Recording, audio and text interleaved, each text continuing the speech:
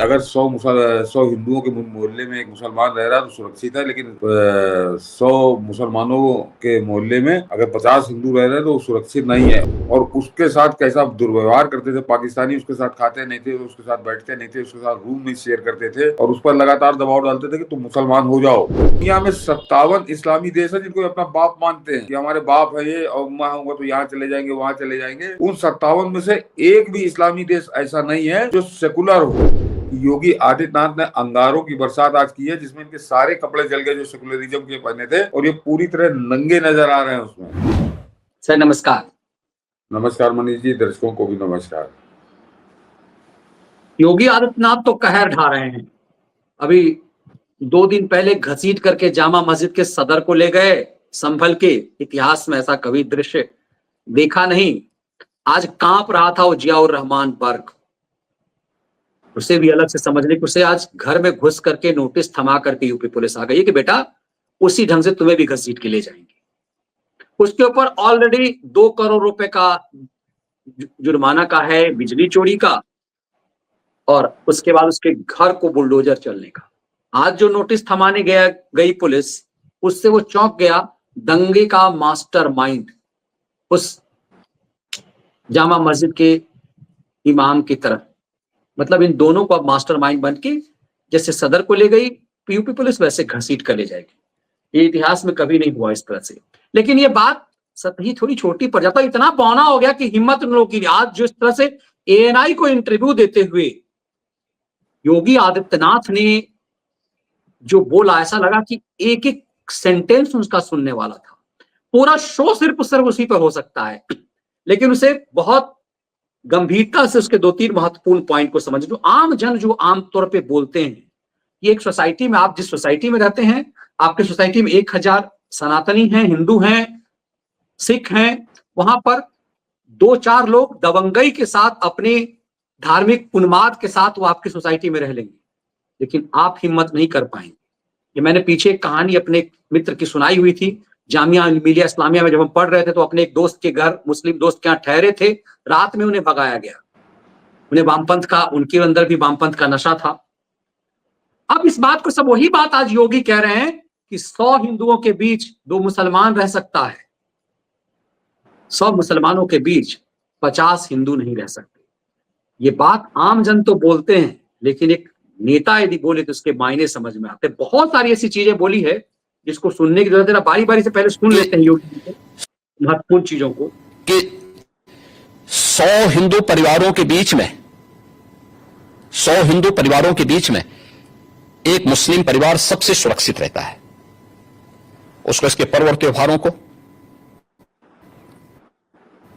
उसको अपने सभी मजहबी कर्मों को करने के लिए, या जिस मत और मजहब या संप्रदाय या सेक्ट का न्यायी होगा, उसको उस परंपरा के अनुसार सारे धार्मिक मान्यताओं या उपासना विधि को पूरी स्वतंत्रता होती है।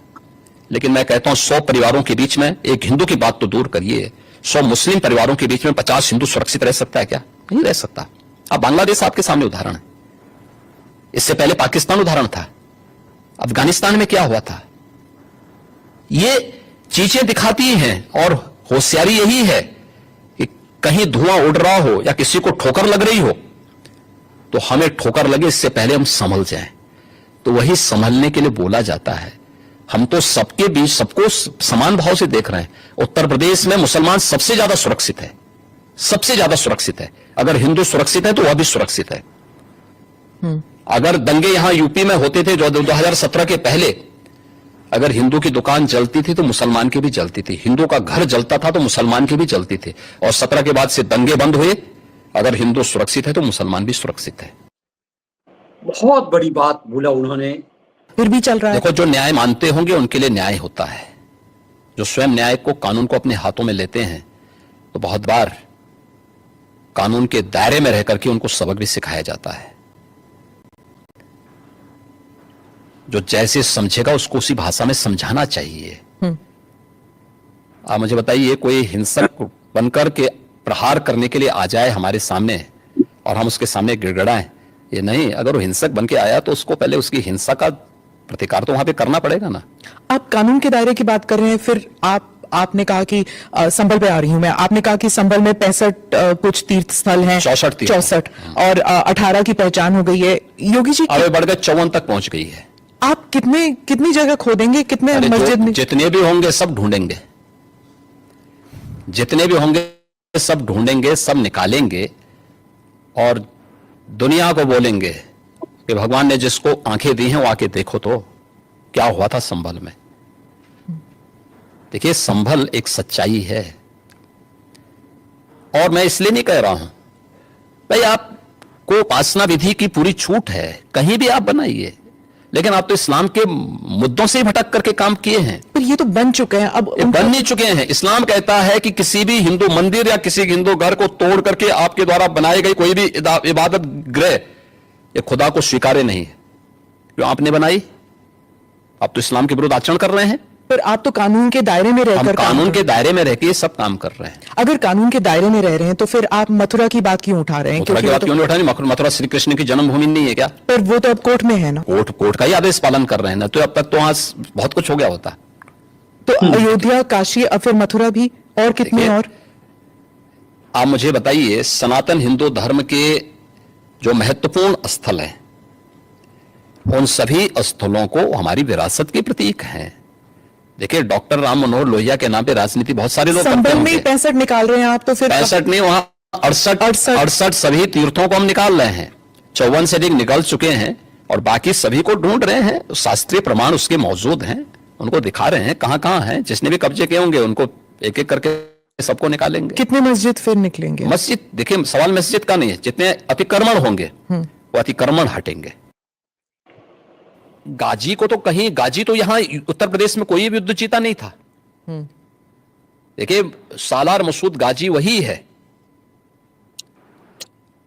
जिसने मोहम्मद गजनवी के साथ भगवान सोमनाथ के मंदिर को लूटने और तोड़ने का काम किया था।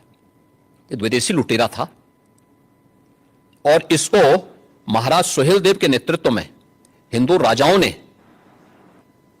जिस कार्य के लिए हकदार था जिंदा खड़ा करके इसको पूरी तरह जलाया था। इस्लाम में सबसे क्रूर मौत मारी जाती है। जिसका वो हकदार था उसने जितना अत्याचार किया था हिंदू धर्म और संस्कृति को तोड़ करके,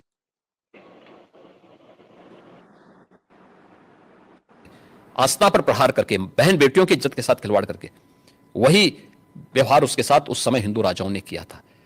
तो जय जयकार तो महाराज सुहेलदेव की होनी चाहिए और पूजा महाराज सुहेलदेव की होनी चाहिए, न कि सालार मसूद गाजी की। इसीलिए कहते हैं ना कि मुसलमान खतरे में है, जो ओवैसी कहते हैं आपके।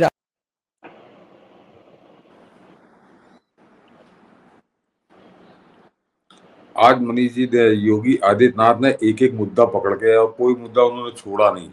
करीब 1 घंटे से ज्यादा का उनका इंटरव्यू है, 1 घंटे 10 मिनट का संभवतः इंटरव्यू है और उन्होंने हर उस मुद्दे पर जिसपे तरह तरह की चर्चाएं हो रही थी, सेकुलर अलग उछल रहे थे, लिबरल अलग उछल रहे थे, दिल्ली वाले दलाल अलग उछल रहे थे, ये कैसे कह दिया, वो कैसे कह दिया, तो आज सामने आकर योगी आदित्यनाथ ने सारी बातों का जवाब दिया है। और जिसपे सबसे ज्यादा आग लगी हुई है वो जो सबसे पहले आपने वीडियो दिखाया कि अगर 100 हिंदुओं के मोहल्ले में एक मुसलमान रह रहा है तो सुरक्षित है, लेकिन 100 मुसलमानों के मोहल्ले में अगर 50 हिंदू रह रहे हैं तो सुरक्षित नहीं है। और इस बात पर बड़ी आग लगी हुई है, सब बात चैनल पे चल रहे हैं सारे। मैं देख रहा हूँ जितने उनके प्रवक्ता आ रहे हैं, इंडी गैंग के, समाजवादी पार्टी के, कांग्रेस के, वो सब रस्सी कूद रहे हैं कि बड़ा गलत कह दिया योगी आदित्यनाथ ने।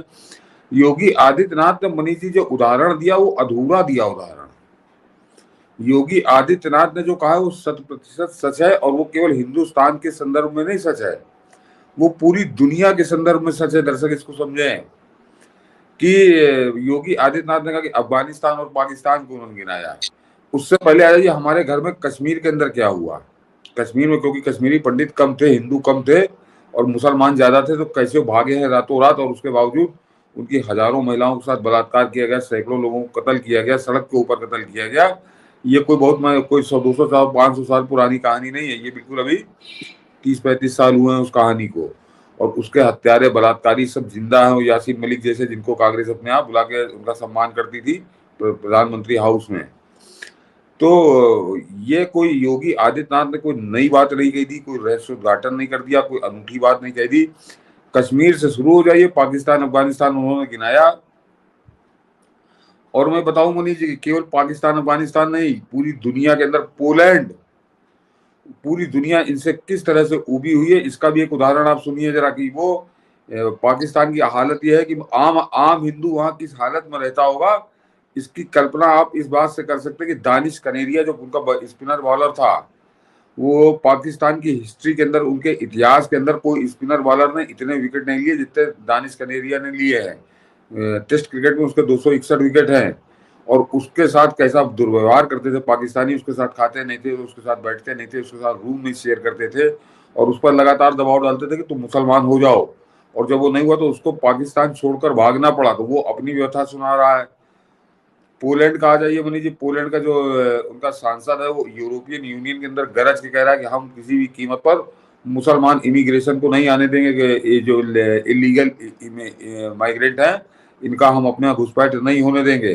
और जरा सुनिए पहले उनको, उसके बाद आप इन पे हम लोग बात करते हैं कि कितनी बुरी हालत इन्होंने कर रखी है। पूरी दुनिया के अंदर इनकी छवि है। और अभी इनका असली बात तो अभी बताता हूँ, जो योगी आदित्यनाथ ने कहा, जिस पर बहुत उछल रहे हैं सेकुलर लिबरल। बिल्कुल, इनके बात को समझने से थोड़ा सा योगी आदित्यनाथ की बात जस्टिफाई जमा हुए। सबने अपना एक वो रखा प्रस्ताव, जैसे उनके साथ ट्रीट किया गया, डिस्क्रिमिनेशन जिसने फेस किया, और एक आवाज बुलंद की सबने, जिनके साथ, क्योंकि मेरे साथ भी ये डिस्क्रिमिनेशन वाली चीज हुई है, बहुत ज्यादा हुई है, मेरे कैरियर को तबाह किया है, खत्म किया है। और जिसकी वजह से जो इज्जत, इक्वल वैल्यूज मुझे मिलनी चाहिए थी, वो नहीं मिली पाकिस्तान में, जिसकी वजह से हम यूएस में हैं अभी। और इससे और ज़्यादा हमें मिल सकता था, इज्जत मिल सकती थी मुझे। और सबने, जो लोग आए हुए थे, उन्होंने सबने अपना जो है वो डिस्क्रिमिनेशन के खिलाफ बात करी है, जिस तरीके से पाकिस्तान ने ट्रीट किया है उनके खिलाफ बात की है। तो मेन मकसद वही था कि अवेयरनेस करवाना था, सबको बताना था। स्पेशली यूएसए को भी हम बताना चाह रहे थे कि कितने लोग सफ़र करते, कितना ज़्यादा प्रॉब्लम है, तो उस पर ज़रा एक्शन ले।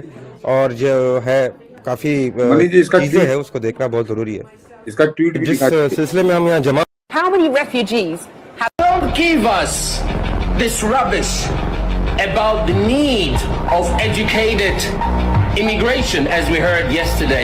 We don't need your doctors. We don't need your engineers. Take them all and pay for them. We don't need... Has Poland taken? 0.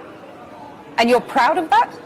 If you are asking me, if you are asking me about Muslims illegal immigration, none, not even one will come to Poland. Not even one if it's illegal. We took over 2 million Ukrainians who are working, who are peaceful in Poland. We will not receive even one Muslim because this is what we promised. But how many refugees has Poland taken?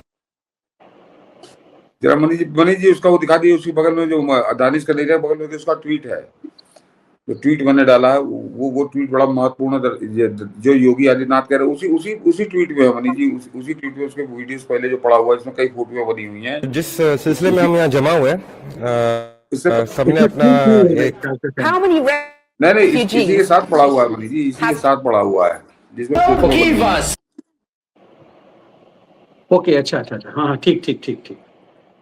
ये जरा देखिए, वो खुलासा लिख रहा है। और ये इसका जो है 2 जनवरी 2024 का ट्वीट है कि 2023 was a nightmare for Pakistani Hindus.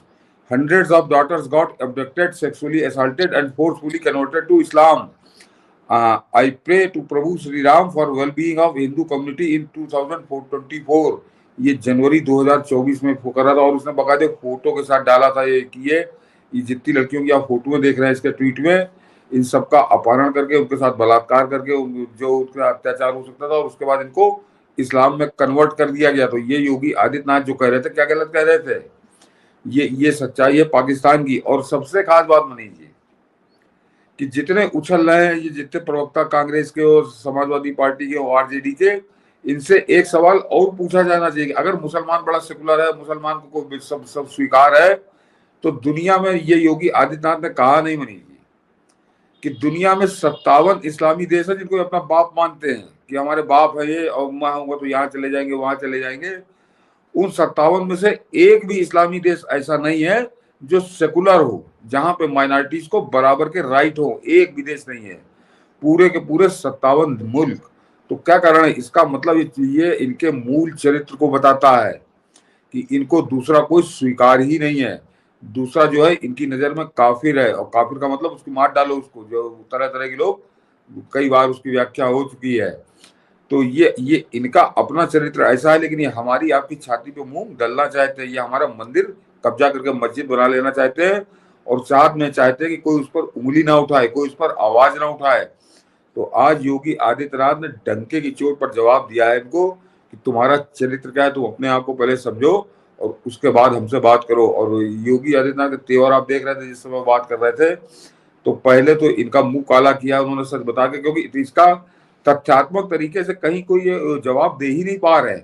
मैंने कहा हिंदुस्तान से शुरू हो जाइए, कश्मीर से, तो कश्मीर में इनका मुंह काला नजर आता है। पाकिस्तान में दानिश कनेरिया इनका मुंह काला कर रहा है। पोलैंड में वो यूरोपियन यूनियन के अंदर दाल रहा है, उसमें म्यूजिक पड़ी इसलिए हम लोग दिखा नहीं पा रहे हैं, मनीष जी ने इसलिए रोक दिया कि वो यूरोपियन यूनियन को उनमें दहाड़ रहा है कि किसी भी कीमत पर मुसलमान माइग्रेंट हम नहीं लेंगे। और वो मनीष जी दूसरा वाला वीडियो आपने देखा, उसमें क्या कह रहा है वो कि हमने, क्योंकि एक भी मुसलमान, और ये साथ में जरा दर्शक उसको सुने कि उन्होंने 20 लाख यूक्रेन के नागरिकों को अपने यहाँ नागरिकता दी है, अपने यहाँ शरणार्थी के रूप में उन्होंने रखा है। पोलैंड के अंदर 20 लाख यूक्रेनी है, वो यहाँ पर रह रहे हैं, शांति से कमा खा रहे हैं, लेकिन हमने एक भी मुसलमान को अपने यहाँ शरणार्थी नहीं बनाया, और उसके कारण हमारे पोलैंड में आज एक भी दंगा आज तक नहीं हुआ। तो ये तो तुम्हारी ख्याति है, ये पहचान तुम्हारी मुसलमान के रूप में है, कोई सऊदी अरब या पाकिस्तान या बांग्लादेश या अफगानिस्तान के रूप में नहीं है। यानी वो मुसलमान किसी भी देश का हो, सीरिया का हो, तुर्की का हो, कहीं का हो, उसको वो अपने यहाँ घुसने नहीं दे रहे। तो ये क्या पोलैंड के अंदर क्या आरएसएस का मुख्यालय है क्या? पोलैंड में क्या भाजपा की सरकार है क्या? पोलैंड में क्या नरेंद्र मोदी प्रधानमंत्री है क्या? तो जो हिंदुस्तान से हजारों किलोमीटर दूर पोलैंड है, वहां पर भी इनकी यही छवि है, जिस छवि की जिक्र आज योगी आदित्यनाथ ने अपने इंटरव्यू में किया। तो ये उस पर बात नहीं कर रहे योगी आदित्यनाथ ने ये क्यों कह दिया, ऐसा नहीं कहना चाहिए था, फलाना निमाका, दुनिया भर के तो बातें कर रहे हैं, लेकिन ये कोई तथ्य की बात नहीं कर रहे, कोई उत्तर की बात नहीं कर रहे, क्योंकि जानते हैं कि योगी आदित्यनाथ ने अंगारों की बरसात आज की है, जिसमें इनके सारे कपड़े जल गए जो सेकुलरिज्म के पहने थे, और ये पूरी तरह नंगे नजर आ रहे हैं उसमें। तो ये जो दलाली करते थे इन लोगों की, वो सारे नेता आज आए बाएं साएं बक रहे हैं, लेकिन उस मुद्दे पर बात नहीं कर रहे। बिल्कुल, पहले तो ये दूसरों को पे ऊपर अत्याचार करते हैं, उसके बाद अपनों में देखिए पाकिस्तान में तो मतलब अब अल्पसंख्यक तो न रह गया, ना सिख है, ना ईसाई है, ना हिंदू है। तब आपस में उसके बाद अहमदियों को निपटाया, फिर उसके बाद देखिए तो पंजाबी मुसलमान हो गए, फिर इस ढंग। तो ये दरअसल ऐसा लगता है कि कहीं ना कहीं उस निर्माण में ही जो है ना, वही कहीं ना कहीं गड़बड़ है। और इसी के दुनिया में जहां रहते हैं वहां फसाद करते हैं, न खुद जिएंगे ढंग से, न दूसरों को जीने देंगे। मनीष जी, पाकिस्तान के क्रिकेट की हिस्ट्री में 75 साल की हिस्ट्री है, और उसमें इमरान खान, वसीम अकरम और वकार यूनुस, इन तीन को छोड़कर चौथे नंबर पर सबसे ज्यादा विकेट दानिश कनेरिया के है। और उसको मैंने कहा ना, स्पिनर तो वो अकेला है पूरे पाकिस्तान के अंदर। ये अब्दुल कादिर को अपनी खोपड़ी में बैठा के घूमते हैं। अब्दुल कादिर ने दानिश कनेरिया से ज्यादा मैच खेले और दानिश कनेरिया से कम विकेट लिए हैं, लेकिन क्योंकि वो मुसलमान था इसलिए उसकी जय जयकार करते हैं, लेकिन दानिश कनेरिया को वहां से छोड़ के भागना पड़ा। तो ये बताता कि जब इतना मशहूर आदमी जो पाकिस्तान की इज्जत बढ़ा रहा था उनकी टीम में खेल के, उसको पाकिस्तान छोड़कर भागना पड़ा, क्योंकि उसको अपनी बहन बेटियों को बचाना था कि कैसे की इज्जत बचेगी, कहीं मार न डाले मुझको। तो वो भाग के अमेरिका में उसने शरण ले ली। तो ये मनीष जी, जो दानिश कनेरिया का वो है स्वीकारोक्ति है, ये उन लोगों के मुंह पर कालिक पोत रही, जैसे हमारे यहाँ विनोद शर्मा आके बैठता है, कह रहे पाकिस्तानी बहुत अच्छे होते। मैं तो कई बार वहां पे गया और मुझसे तो कोई पैसे नहीं लेता, कोई दुकान वाला पैसे नहीं लेता, फलाना करता है, होटल वाला मेरे ऊपर फिदा हो गया, ये जो आता है कांग्रेसी की दलाली करता है बैठ के टेलीविजन के ऊपर, इस टाइप के। और ये जो पूरा बॉलीवुड, चाहे जावेद अख्तर को सुन लीजिए, चाहे वो हकले को सुन लीजिए, चाहे वो बौने को सुन लीजिए, जितने हैं ये हकला, बौना, मुस्टंडा, जितने हैं, ये सब बताते कि पाकिस्तान की जनता बहुत अच्छी है, वहां पे बहुत बढ़िया व्यवहार होता है। कैसा व्यवहार होता है, इनके झूठ को पूरी तरह से नंगा कर रहा है वो दानिश कनेरिया, जो इस समय अमेरिका में बैठा। कोई समझ में नहीं आता कि इतना अच्छा है तो पूरा हिंदू सफाया कैसे हो गया वहां। और दानिश कनेरिया सिर्फ ऐसा नहीं हुआ कि क्रिकेट से बाहर किया, उसके यूट्यूब पर सुनेंगे तो आप रो देंगे।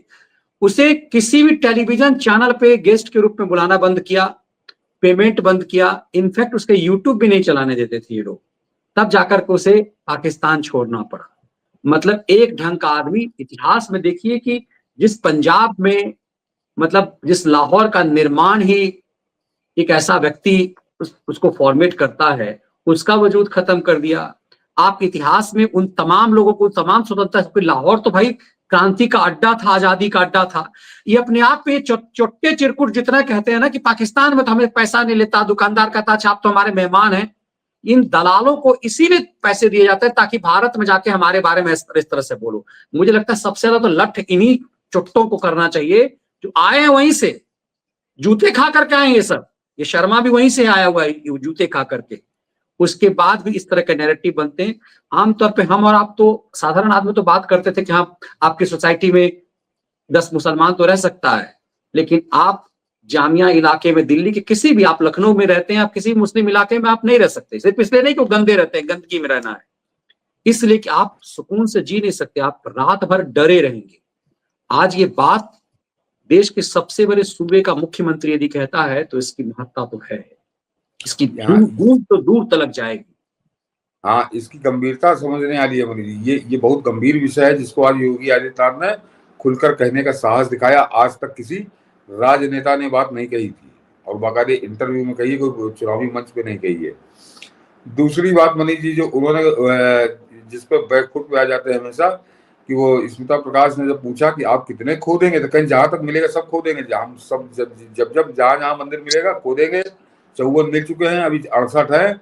और उसके अलावा जो मथुरा पर उन्होंने कहा कि मथुरा के लिए उन्होंने कहा कि ये तो हम कानून का सम्मान कर रहे हैं, अन्यथा अब तक वहां बहुत कुछ हो जाता। ये योगी आदित्यनाथ ने एक तरह से संकेत दिया है कि हम सक्षम सब कुछ है, हम केवल कानून का सम्मान कर रहे हैं। तो ये एक बड़ा स्टेटमेंट है उनका, और आने वाले समय में जहां संदेश जाना चाहिए वहां पहुंच गया होगा। बिल्कुल, और बरबोले हैं नहीं कि सिर्फ बोलते हैं। उन्होंने कहा था कि अयोध्या हो गया, काशी हो गई, तो मथुरा बाकी रहेगा क्या। आज उन्होंने इसका भी संकेत दे दिया। इस बात को भी उन्होंने बहुत सलीके से जो है फैक्ट रखा। नहीं, और संकेत देना मनीष जी जरूरी था, उसकी वजह है